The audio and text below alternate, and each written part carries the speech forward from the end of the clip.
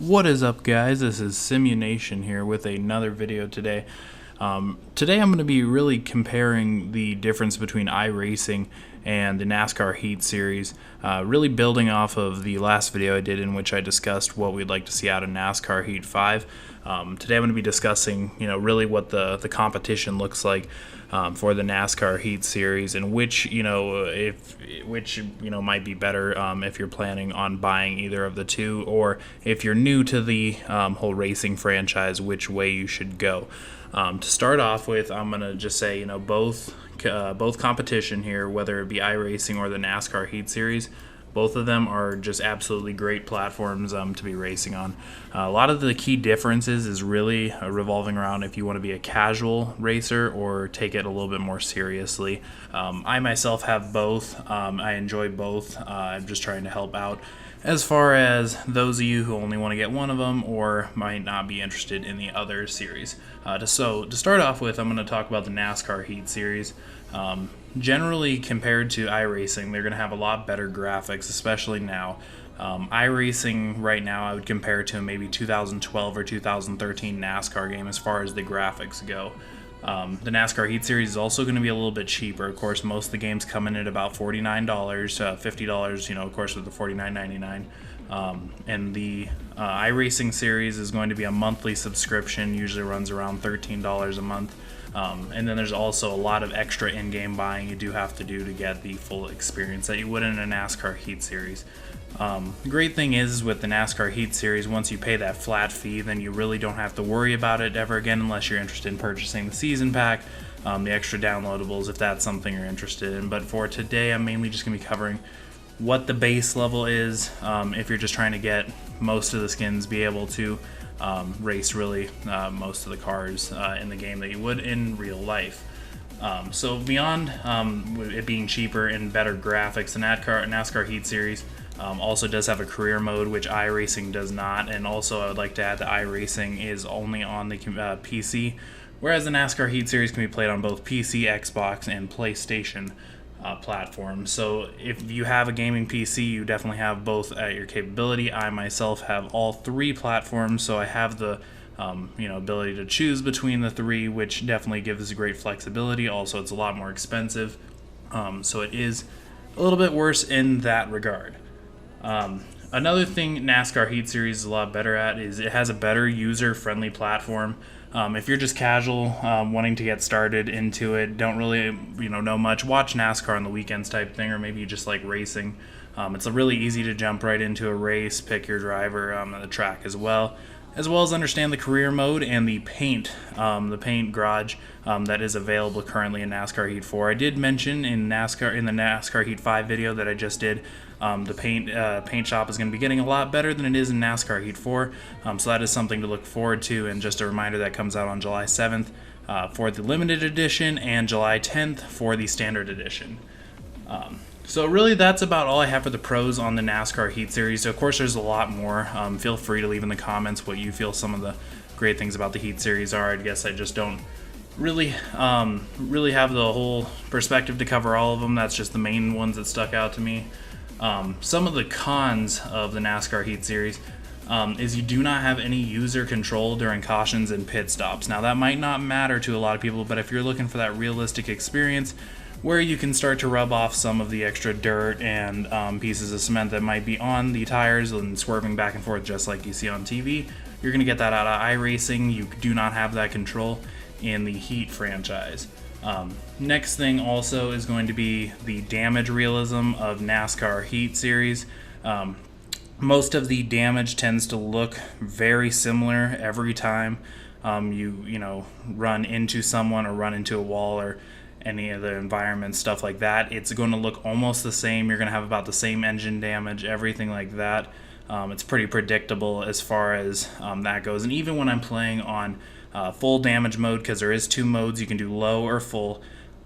Even with the full, it still does not do the justice that I feel like is required if you're making a racing video game. Because we see things all the time, various different types of accidents. No accident is generally the same as the previous, which it does seem like that in the Heat Series. With iRacing, however, there is a huge variety of things that can happen. The graphics, of course, are not the greatest, like I mentioned before, especially when it comes to the damage. But there is things like huge dents form after a collision. Wheels can fall off. You can create just huge amounts of damage based off the collision, and that's something you cannot do with the Heat series. So that if you're interested in looking for the most realistic damage control, you're going to want to lean towards the iRacing series. And also the next con that I have is it's not too authentic of a racing experience, and that really does tie into the not being able to control the vehicle during cautions and pit stops. It really just feels more like an arcade mode, which, like I said, I'm not dissing on it or anything like that because I love the game. Just trying to be as informative as possible for the people that really do care if they're picking between arcade and realistic style game. So really, to jump into iRacing, I definitely love that platform. Really competitive, so if you want to lean to be more of on the competitive side and even try to go to the Pro Series, you definitely want to go iRacing over the NASCAR Heat Series. It's going to give you a more realistic racing experience as far as the handling. They used technology that I can't even understand to scan the roads and scan the tracks to really understand every bump, every piece of that track that affects the real drivers and things they would encounter in a race, so that you can also experience the difficulty involved with that. You are able to drive during pit stops and cautions, which you can't do in the Heat Series, which I've mentioned multiple times.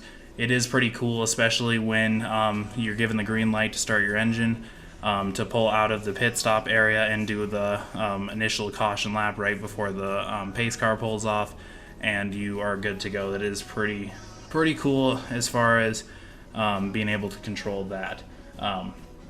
Also, just touching on the more competitive nature of it, of course there is ranking. You have to earn your way up to get licenses to be able to drive competitively, especially with like Monster Energy Series vehicles.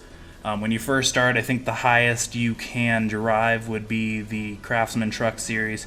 And not even the Craftsman Truck Series of today. It's the Legacy Edition, I think, from like 2008. So that is where I'm going to kind of lead into the cons of it. Like I said before, it's a lot more expensive. You have a monthly subscription fee. I believe it runs around $12, $13 a month. But when you want to buy a new model of a car, just as an example, it would be like a Toyota Camry in the Monster Energy Series. It's going to be $11.99 per vehicle that you want to buy, and that's just for the Camry, for example. And you can put whatever paint you want on it after that. But then you would have to pay another $11.99 to get the Camaro, another $11.99 to get the Mustang, so on and so forth. And even if you like driving Indy cars or the Truck Series, anything like that, it's going to be $11.99 for almost every single vehicle you want to add into the game to be able to drive it. And just because you buy the vehicle does not mean you will get to actually race against other people competitively just yet. You do have to earn your way up into a license and get basically approval to race against the competitive series. And I think that's really them just trying to control the quality of racers, so they don't have the people that really do care getting angry at the ones that are just starting out trying to get warmed up, everything like that. Some of the cons beyond the expensive nature of the game would be it's not too beginner friendly for people just like starting out. Like I've said before, of course, it took me a while to really understand what the platform is, how you can get signed up for races, how they're timed. You can't just jump right into like a lobby. It is timed out like an hour increments for each type of series, so you would have to wait to race. And as well as the graphic quality, which I've mentioned many times as well, looks kind of like that of a 2012 or 13 game, which is, of course, is perfectly fine, especially with what you get out of the game as far as its realistic nature, the driving quality, all that stuff. You can kind of look the other way as far as the graphics go. They're not too bad, they're just not as good as the Heat series, which is understandable because you would need an absolute beast of a computer if you were trying to run that with high quality settings. And the final thing I'm going to mention for the iRacing cons is going to be the equipment you would want to buy if you plan on driving the way I have. A driving wheel from the Thrustmaster series, as well as foot pedals, which you get with the bundle. you would want to get one of those. It's a little bit more difficult to drive with a keyboard and a mouse, so I would recommend getting that, and of course that can set you back in upwards of $100 or more. So really that's all I'm gonna say between the two. Really what the difference is if you're gonna be casual, go NASCAR Heat Series. If you're looking for more of competition, go to iRacing. That's really the main decision factor there, to really bundle up everything that I've talked about today. But I appreciate all the support I've gotten on the last video. I appreciate the feedback as far as the music being too loud, and I'm addressing that and making sure you can barely hear it in this video. I hope it worked perfectly. Let me know in the comments what you thought of this. Give me some tips, something that would help me out, as well as suggestions for what you'd like to hear me talk about, or any games you'd like to have me play. Because of course I won't be doing racing videos all the time. That will definitely be something I do. But I'll be doing other sports games as well as first-person shooters, playing role-playing games, anything like that I'll be doing as well in the future. But of course, as I said in the previous videos, I am back making regularly updated content and videos to the channel, so definitely subscribe to the channel if you'd like to be a part of that and like to watch the rest of the videos. But of course, give us a thumbs up if you enjoyed this video, leave a comment, all that stuff. But other than that, guys, I will see you in the next video.